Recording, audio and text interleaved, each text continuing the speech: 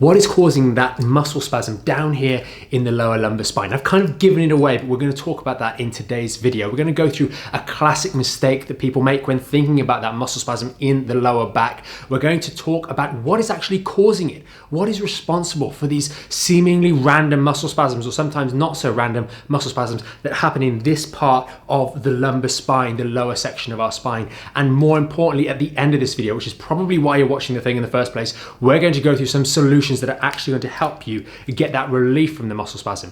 And then you're going to know exactly what you need to do going forward. So let's get into today's video.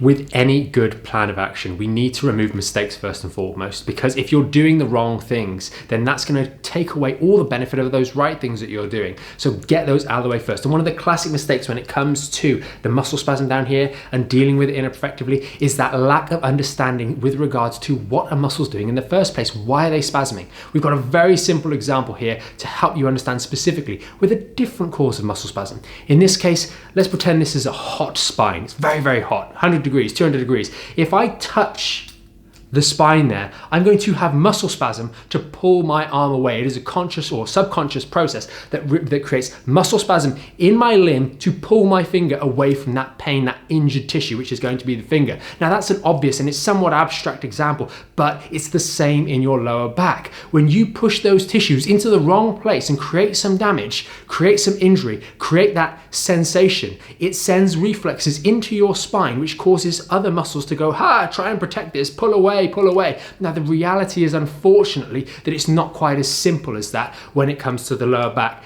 compared to just taking your finger off that particularly hot section of the spine. But the point remains true. The muscle spasm is a reflexive action. It's responding to something. And once we understand that, we can start to conceptualize the problem in our lower back a little bit more effectively. Because if we thought it was the primary issue, the muscle spasm itself was the problem, and not saying it's not a problem, but it's not the problem, then we would make decisions. For example, if the muscle is spasming in the lower back, these muscles only do that. They don't do any other movement, pulling off forwards, etc. If the muscles are spasming here, they are doing that movement there, crunching down on everything. They're grinding everything down and creating compression, probably with some other muscles that you're not necessarily more consciously aware of, like the muscles on the front, the psoas, for example. But these muscles are in spasm.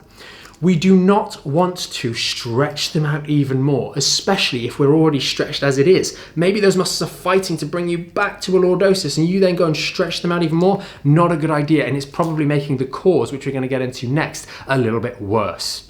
So that brings us to point number 2, which is going to be what is actually causing all of this. Well, there's going to be 2 categories here. Number 1, there's going to be the extreme category, and we'll cover that very briefly because it applies to very, very few of you. And that is, let's say you've just done a personal best on your deadlift or your squat, you've pushed it too far, you didn't quite make it, and things failed. What happened then? Well, what happened is your muscles gave way, and we strained those muscles, and they meant that your back went. And now all of a sudden you've got hundreds of kilos potentially pushing through the lumbar spine discs, and they've failed, they've become injured, and the ligaments on the back here have all become injured. You can see that when muscles properly fail like that, an actual failure of a muscle, there's a whole host of consequences that are much deeper than just the muscle itself. The joint will have been damaged, or the joints involved will have been damaged to some degree because that muscle has no longer managed to protect the area. And the consequences of that are that other tissues all of a sudden get loaded in a very dramatic way. So most of you watching this video are not going to be that person. You're going to be the next one.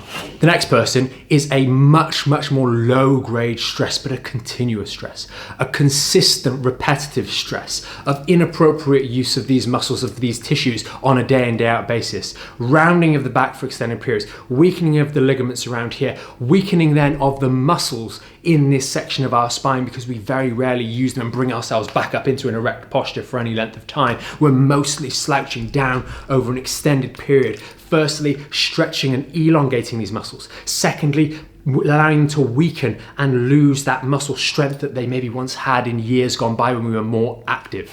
And the problem that we get here is that the muscles are now weaker and they're in a position of mechanical disadvantage. For example, we all know about half reps in the gym. If I have my bicep up here, I can pull up and use a lot of weight. But if I fully elongate my bicep, it's going to be a lot more difficult to lift the same amount of weight because there's mechanical disadvantage. So when the lumbar spine is in a mechanically disadvantaged position, flatter than it should be all day, those muscles are elongated and they're weaker in that position than in a more braced position. And therefore we've got not only weak muscles, but weak muscles held in a position that makes them weaker still. And this is starting to feed into the problem, because if those muscles are so very weak, how are they able to protect these structures that we've injured in the lower back? Of course, they're going to regularly go into spasm because they're not strong enough to manage, so they're having to try their best to be jittery. We've all used weights that are a little bit too much before in the gym. We start jittering, we start moving a little bit funny. It's not as smooth as when we're using a weight that we're used to and capable of using.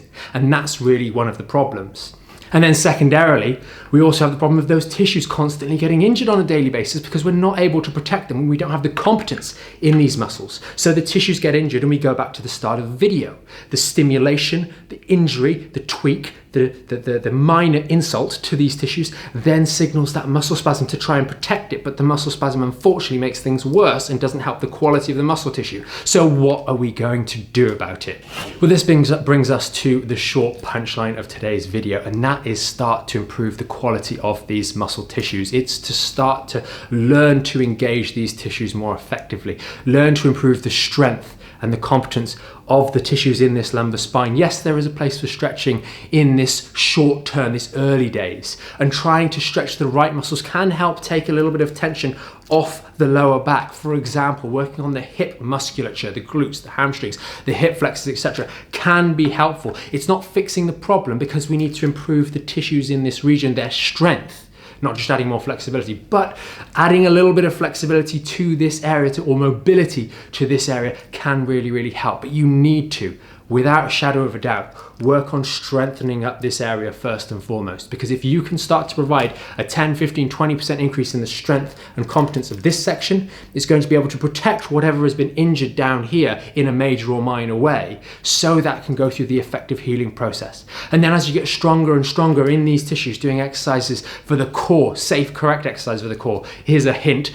Ab crunches are not the ones we're talking about here, because they're making things worse. We don't want to do those. You can learn more about what to do by clicking a link up here or down here to learn more about the Back in Shape program and some of our other videos as well. But that is what you want to be doing, strengthening up this section, because the stronger those muscles, the less effort they are having to expend to protect these tissues on a daily basis, and the more success they will have doing so. And therefore, as a result of that, they're going to be getting less spastic signals from those tissues to go into contraction.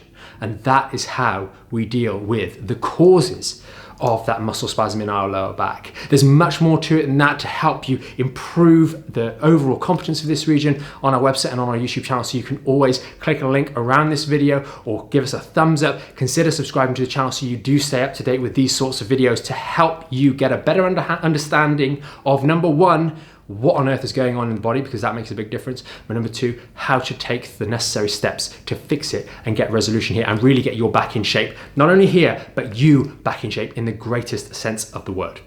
I hope you did find this video helpful, and thank you so much for staying to the end. We really, really do look to provide real value in these videos and help not only educate you, because that makes a huge difference first, but then provide you through our website, through the program, through the YouTube channel, through our social media channels, provide you with the tools to actually do something. First, we break down some of those misconceptions and teach you the right stuff, and then giving you the tools, the exercises, and everything you need to build yourself back up again. And we are here to help you every step of the way. Thanks for watching, and we'll see you in the next video.